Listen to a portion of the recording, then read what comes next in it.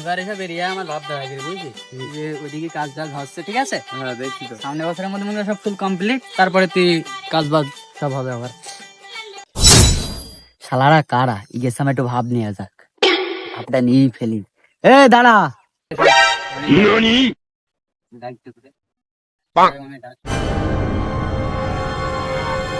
হ্যাঁ ভাই বলেন।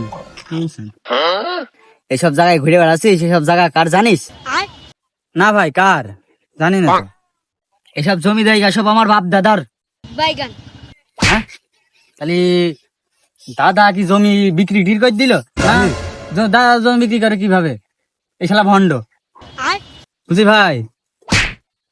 কি ভাই ধারাই কি খেয়ে গেলাম বাড়া, তোরটা মারাও ভুল হইল। এই ভন্ড শালা দাও।